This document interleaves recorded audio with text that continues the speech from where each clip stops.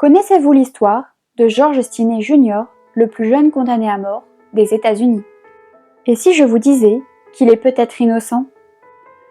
George Stinney Jr. est né le 21 octobre 1929 à Pinewood, en Caroline du Sud. Cette histoire débute le 23 mars 1944 dans le comté de Clarendon, dans la ville d'Alcoloux. Le garçon est alors âgé de 14 ans.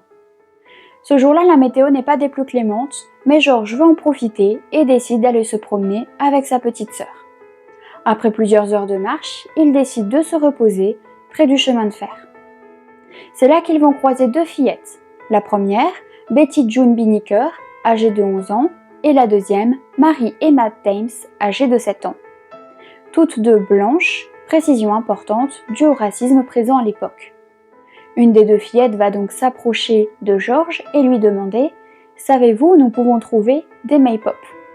George lui répondra qu'il ne sait pas et les deux fillettes repartiront comme elles sont arrivées. Pour la petite précision, des May-pop ce sont des passiflores sauvages. Les fillettes étaient de passage pour pouvoir cueillir des fleurs. George et sa sœur ne le savent pas encore, mais ce seront les deux dernières personnes à avoir aperçu Betty et Mary vivantes.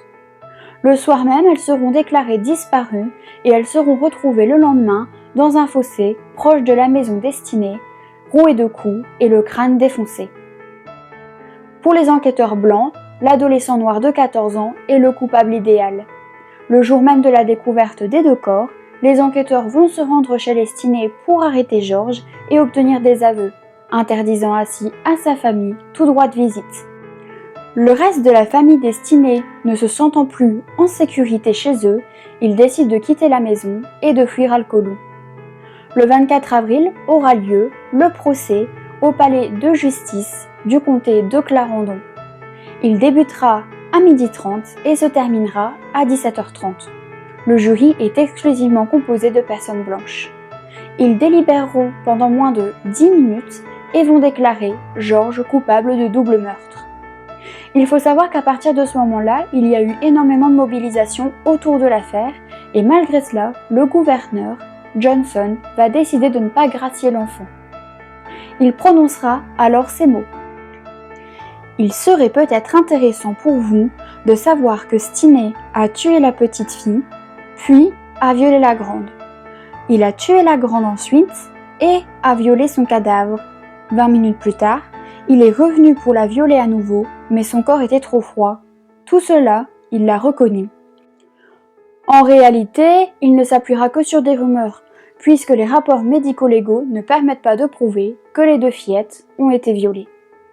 Le 16 juin 1944, George sera conduit à la chaise électrique, où il va vivre un véritable enfer.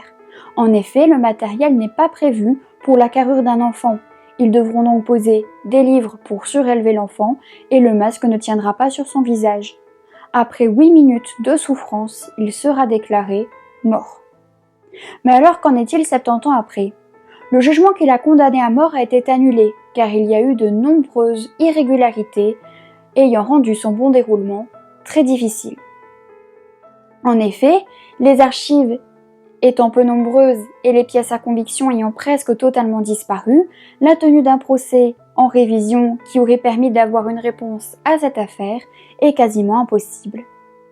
Si jamais cette histoire vous intéresse et que vous voulez en savoir davantage, il existe différentes œuvres par rapport à cette histoire. Vous avez notamment Né coupable de Florence Cadier, Joe Stanley de George Cooks, ou encore La ligne verte, où là le personnage principal est beaucoup plus âgé, mais il est inspiré de George Stinney. Et vous avez également Carolina Skeletons de David Stout, où là c'est le personnage de Linus Bragg qui va jouer le rôle de George Stinney, et puis il a été réadapté au cinéma par John Herman sous le nom de Coupable idéal.